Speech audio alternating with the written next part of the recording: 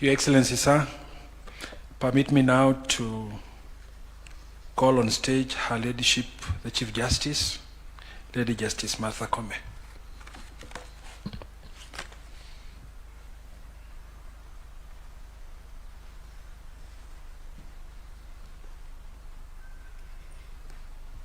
Your Excellency, Dr. William Samoei Ruto, the President and Commander-in-Chief of the Kenyan Defense Forces, Your Excellency, Professor Kithure Kindiki, the Deputy President, I recognize all other distinguished guests this morning and aligned on the protocols already established. Good morning, everybody.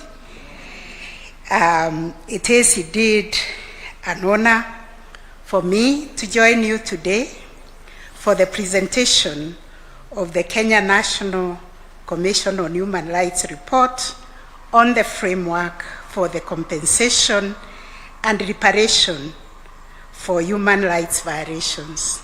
I stand here on behalf of the judiciary and also the National Council on the Administration of Justice. I see the members of the council here, led by our Attorney General.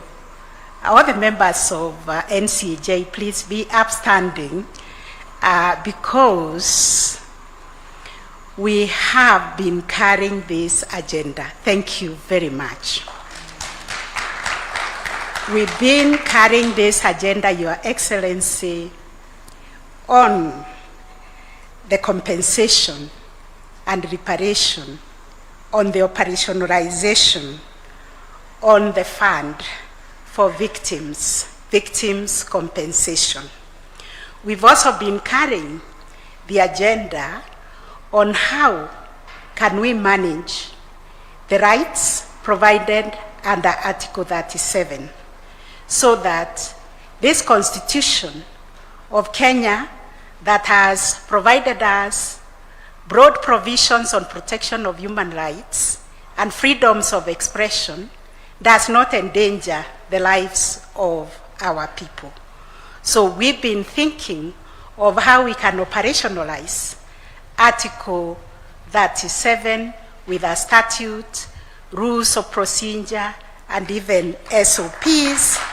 And today we are happy that those two very burdensome agendas have been taken from NCJ, but we will work with the Kenya Human Rights Commission, and we will work with the body led by my brother, Professor Makau, to see to it that we protect and we promote the human rights of Kenyans.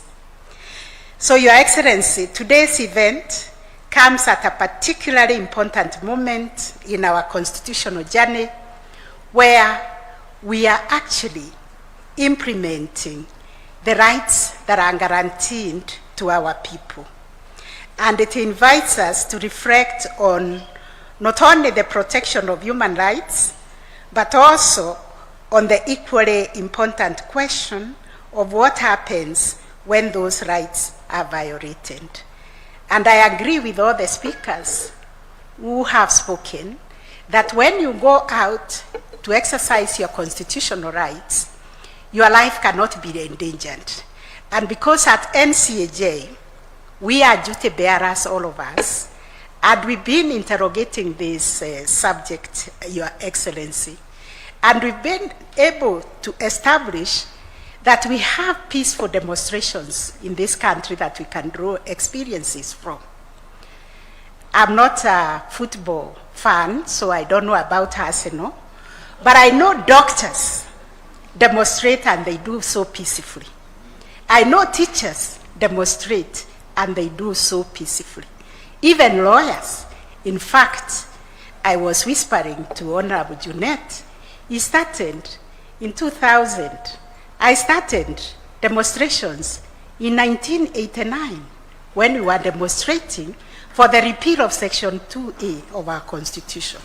So the Constitution that we are building and breathing life to today is a charter that was fought with the blood, that was fought with demonstrations, and therefore today is a big celebration that our Constitution is truly transformative, and it is recognizing the rights of those who have given their lives to it.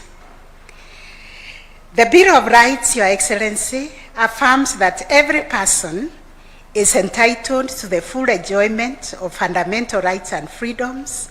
It also places a corresponding obligation to all state organs and public institutions to respect, protect, and fulfill those rights. I was just saying, when we analyzed our demonstrations, we came to the conclusion is that the protests that have political connotations are the only ones that end up being violent.